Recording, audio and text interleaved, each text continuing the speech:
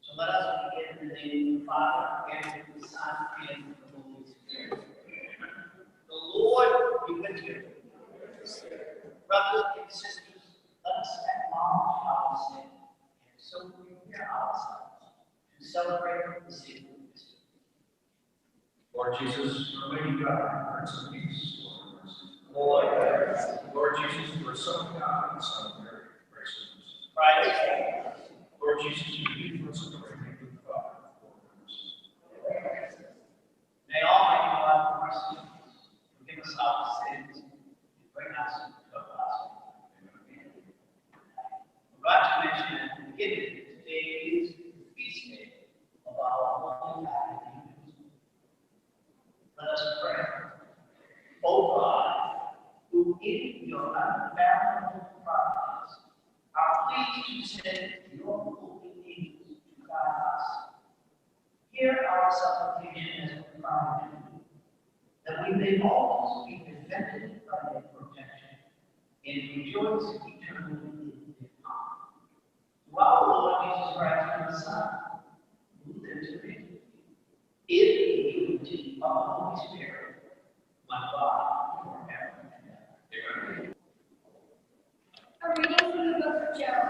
The Lord addressed Job out of the storm and said, have you ever in your lifetime commanded the morning and shown the dawn its place? For taking hold of the ends of the earth, so the wicked are shaken from its surface. The earth is changed as is clay by the seal, and dyed as though it were a garment. For from the wicked the light is withheld, and the onward fire is shattered. Have you entered into the sources of the sea, or walked about in the depths of the abyss? Have the gates of death been shown to you, or have you seen the gates of darkness?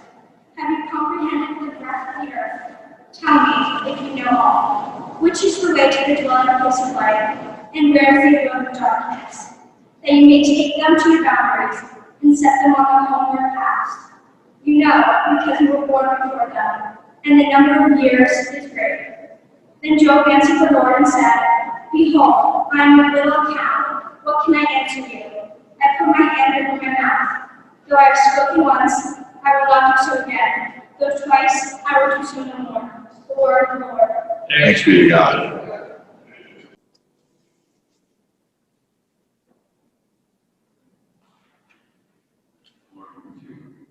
With your spirit. Reading from the Holy Gospel according to Luke. Lord, we love you. Jesus said to them, woe to you, Chorazin!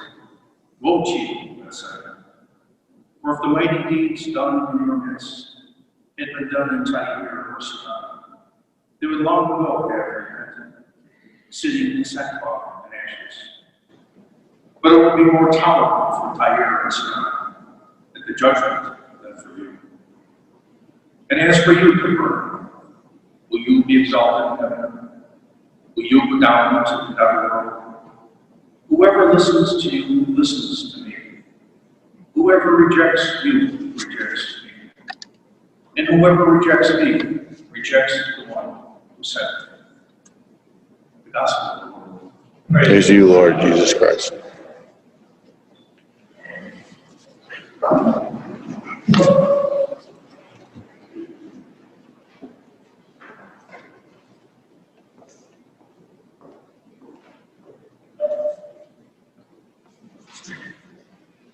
Sometimes there are things in life that we take for granted, that we notice the effects of, but we don't always see them unfold right in front of us. Evidence of the presence is manifesting itself in ways where we see the results, if not the process. Just to use a quick example, after a snowstorm, you can look out on a footpath, on a piece of land, and you can see footprints. And you can say, aha, someone walked in the snow. If we didn't see them, we don't know who walked there, or necessarily what they look like. But the footprint is evidence that someone was there. Now, if we open the front door on that morning in the snowstorm, and we look on the front porch in the newspaper is on our front porch, we can, with some degree of certainty, conclude that that was the newspaper delivery man who made the footprints because the fingerprints. Now, why do I mention that on the feast day of our guardian angels? It's because we know that the angels exist. We have seen them. Don't really know what they look like. And they really manifest their presence in the effects of their presence, which is our behavior, how we act. Has anyone ever seen an angel? What we have seen, of course, is pictures and depictions of angels. So starting in the Middle Ages, in some of the world's most beautiful churches, artists with a good intention wanted people to understand the saints and the better people who've done great things in the world were influenced by angels, started to put in beautiful paintings and in stained glass works depictions of these good and holy men, and then they would put those little cello depictions of angels to show that the angels influenced them. But of course, the artist had never seen an angel, so they came up with a human idea, a human form of what an angel would look like. Now that was okay, that was designed to help us understand that we, in the presence of angels, and realize that angels exist. But the more it creates that time that our mind begins to think that's what an angel is, the more it can become almost like a fairy tale that day. We might realize the angels are really there. There's a form of theology that talks about looks at angels. And not surprisingly, now this will help you if you ever take a really advanced exam in theology. Maybe not even a college graduate, okay? But it's called speculative theology. And that means it's things about which we don't know a lot, so we can only speculate, okay? We know that the major prophets were influenced by messages of angels, and they communicated those messages to the two people. We know that it was an angel who told Mary that she would be the mother of Jesus. We know that it was an angel who told St. Joseph it was okay, don't run away from Mary, don't be afraid of this child, and later the angel also told him to flee from Mary and to live in Egypt. In our lives, the effect, the work of the angels is often follows from that. When you do the right thing, when you choose not to do something bad, the angel is succeeding in influencing. When you put the interest of someone else, maybe it's a member of your family, maybe it's a classmate or a friend, maybe even it's a stranger in another part of the world, and you decide not to have a piece of candy or go to a movie or do something, and you give that money to help a poor person you'll never meet and never see. The angel has been that work. Angels don't have bodies. They're purely spiritual beings. Our challenge, our goal as Christians is to be open to the message of the angel. It's not so much articulated to us as it's felt. It's what's called an experiential. The way that we can be sure we will never listen to an angel The way that we can be sure that they're permanently turned out is to become selfish, is to become miserable, is to fill your heart so much sometimes with envy and resentment and bad things that the good emotions like joy and love and compassion and forgiveness get pushed aside. Show me people who have turned up the ages. Not only are they not open to the messages that will make them happy in this life and other people around them happy, they're also sad. Some of the only sources of people who can ever encounter. Open your heart and your mind to good. Now, I am going to share with all of you an example of someone who may not be able to tell us exactly when and how the angel spoke to them. But like those footprints in the snow, I, Dr. Flieger, and all of you have seen evidence of the angel's influence in him, in his ability to listen to that. And please do not be mad at me if I'm embarrassing you this all. But what I saw last year was critical, and we had to learn more. How much time and effort he put in as a teacher, always in the classroom, always effort, always teaching on his head. And everything he did also long to get our building and our community ready to return to school. No one saw the angel, no one knows what that angel looks like. But I sure as heck saw the evidence. I've seen the proof. Each of us is a guardian angel. We don't know if that angel has multiple clients or is just us as a one. What really matters is that we listen. The only way we can listen is if we let our hearts be open, happy, joyful, positive. And then we don't become down, sad people who turn out angel and never know joy.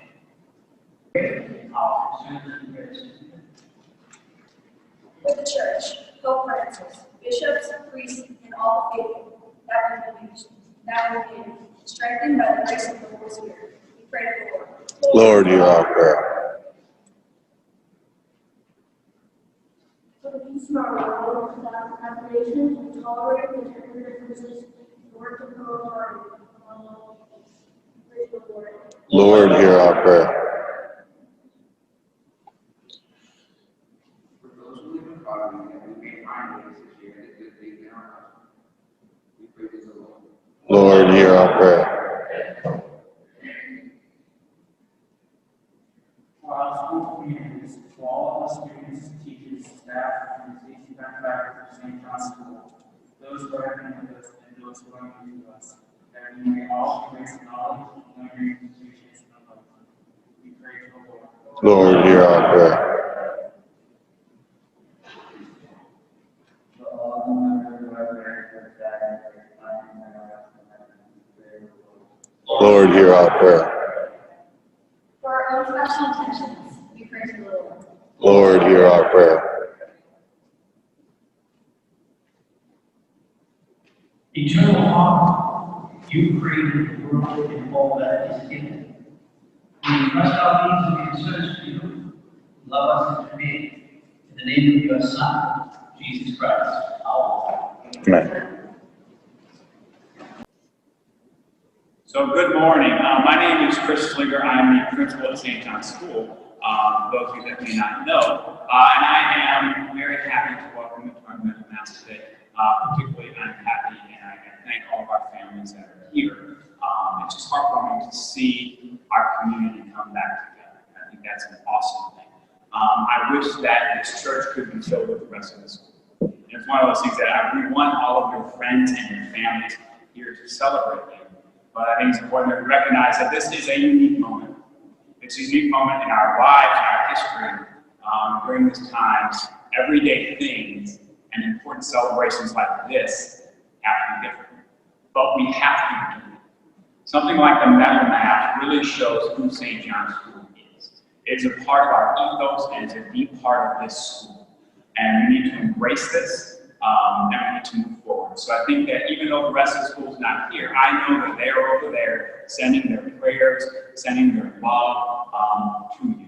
And I hope that you feel embraced and surrounded by the love of just a wonderful, wonderful community of students, of teachers, and their parents. And I hope you feel this just on a daily basis because they are there praying for you, celebrating you, and desperately wanting you back so that you can be the leaders of our school as we desperately hope we can be. Like I mentioned, celebrations like the metal map are so important. They establish the fabric of what this community is. When we bring our 8th graders together and we give you leadership roles. So I said a lot this year that St. John's School will be different, but we can't lose who we are. And that means that we are going to continue to look up to you as 8th graders, as leaders of the school, as true examples of what a St. John 8th grader and soon-to-be graduate can be. Because each one of you is the culmination of a lot of hard work and dedication and love. You have worked hard, your parents have supported you, your teachers and your faculty have done everything they can for you.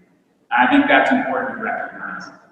This will be a challenging year, but I have no doubt that each one of you as an individual and you as a whole class are going to find ways to persevere. You're going to find ways to grow. And I think the most important thing is that we still have the same expectation that you are going to show the entire school and the community what it means to be a St. John's School student. A student who loves radically, a student who puts others in front of themselves, a student who cares deeply about themselves and others, a student who strives for excellence in their schoolwork and everything else that they do, and a student who follows Jesus and is here every day. So congratulations to our 8th graders on receiving your medal masses today. I hope that you wear them proudly because we as a school community are very, very proud of you.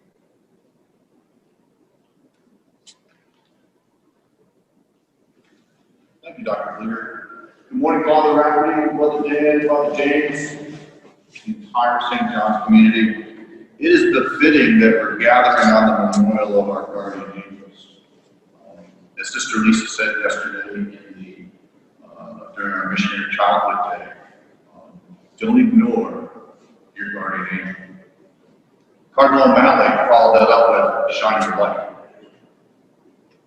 From day one of our school year, the class of 2021 has stood up and shown their perseverance through the many challenges placed in front of them.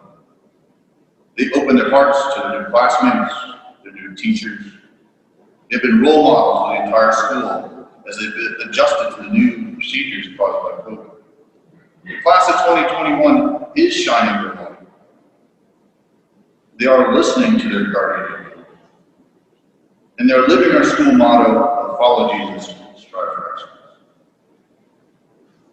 That is why today we're gathered to witness and to support our 8th graders as they receive the St. John the Evangelist medals. These medals serve to symbolize that they have reached a significant milestone in their Catholic faith and to commission these young men and women to become stewards of their faith and spiritual role models. These medals should be reminders to you to evangelize, to share your faith and service beyond our walls, wherever your journey takes you. So if you could please come forward as I call your names. John, call it Bryce.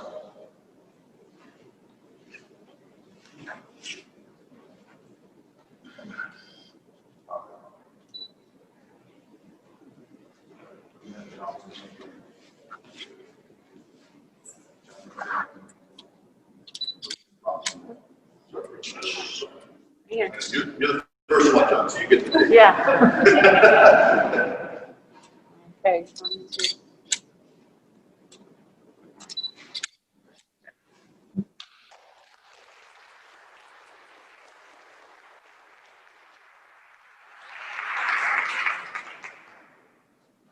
Someone's always got to be first.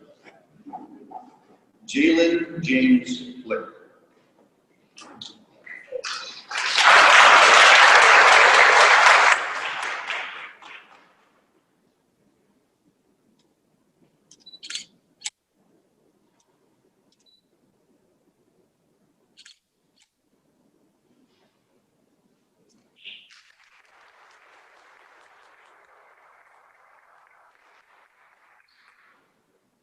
Remember to take your card.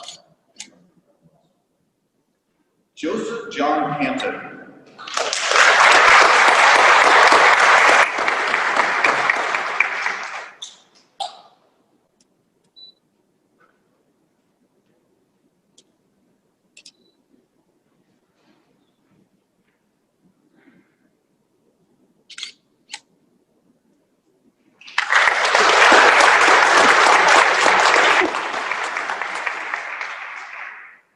I'd like to recognize Caroline Chisholm. She's sick today. Just recognize her.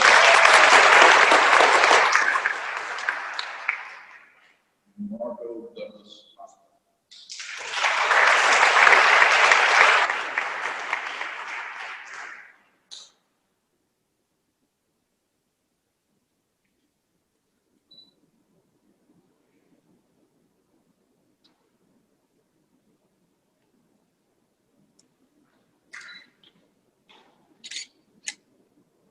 Oh, hold on.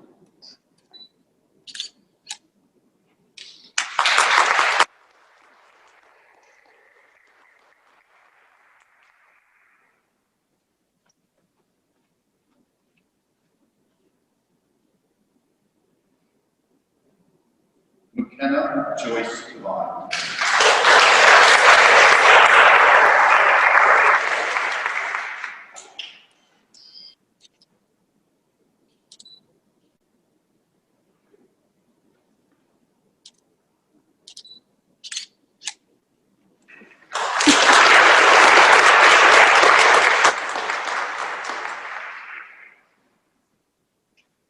Brianna Fitzgerald.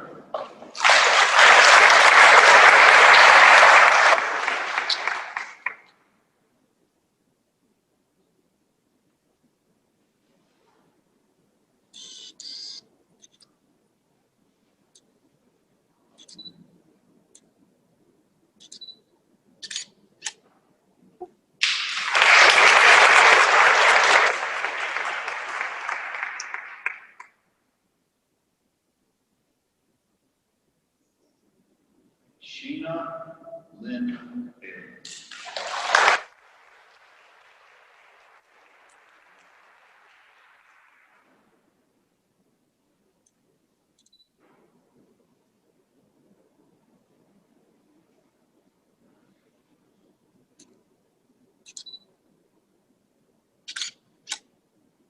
It's the first time I've seen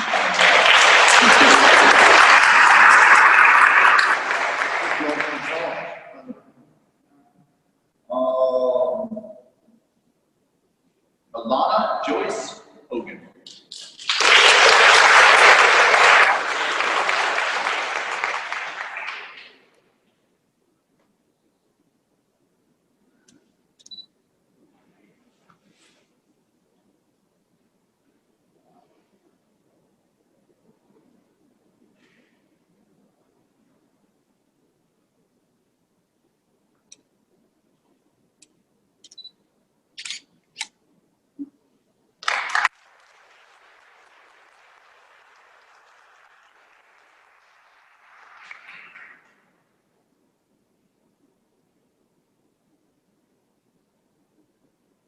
Natalie Christine Jean Baptiste.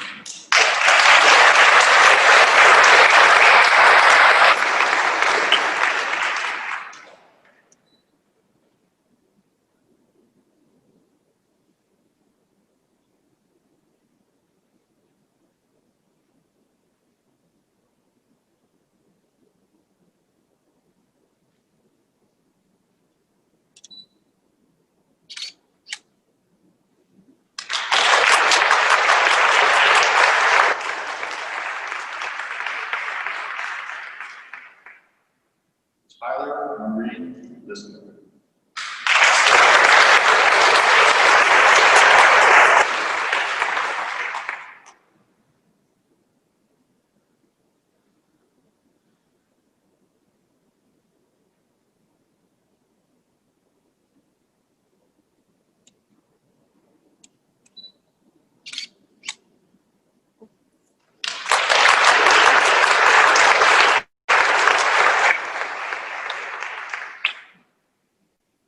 Luke Alcone Mahidi.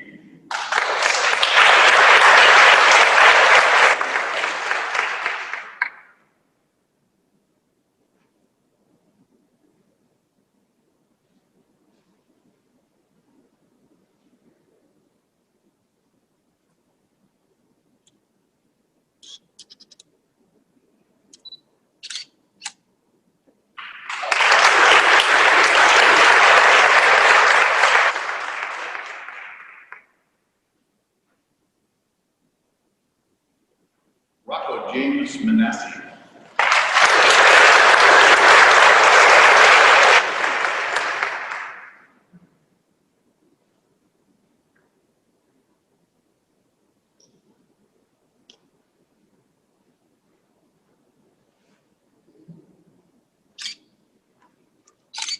Oh,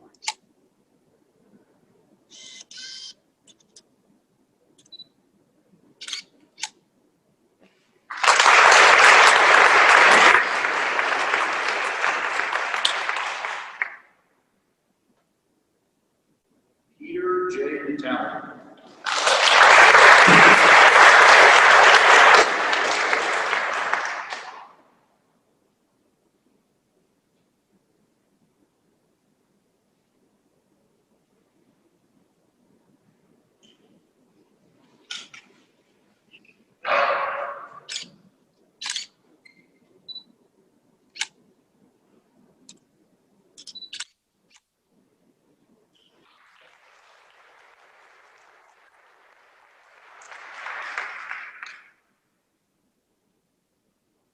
Liam Michael Ritz.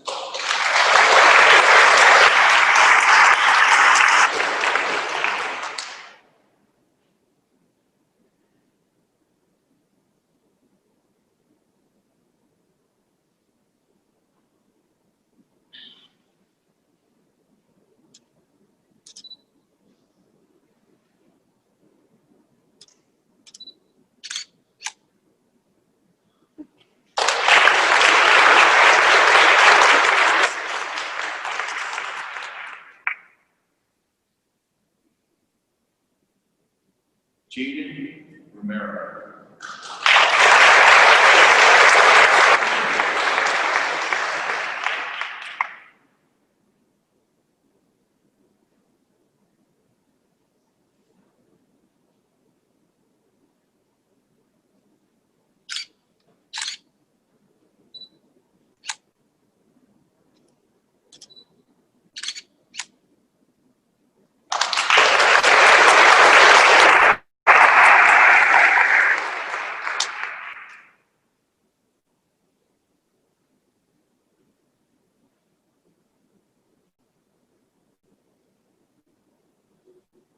Justin Santiago.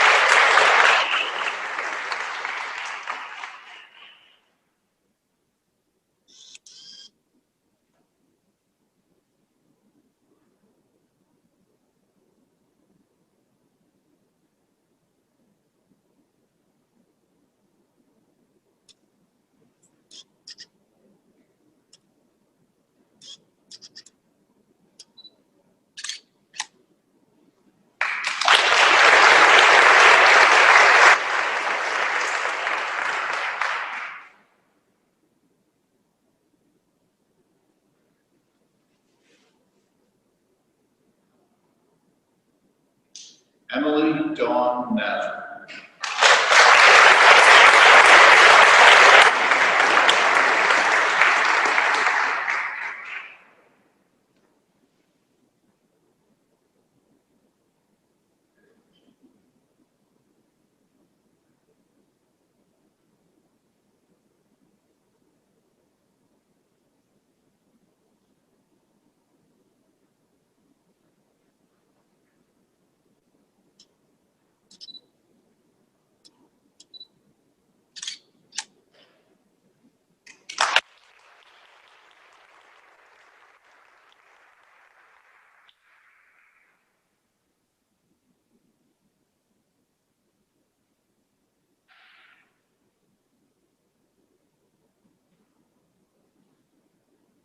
Can I ask the class of 2021 to please stand?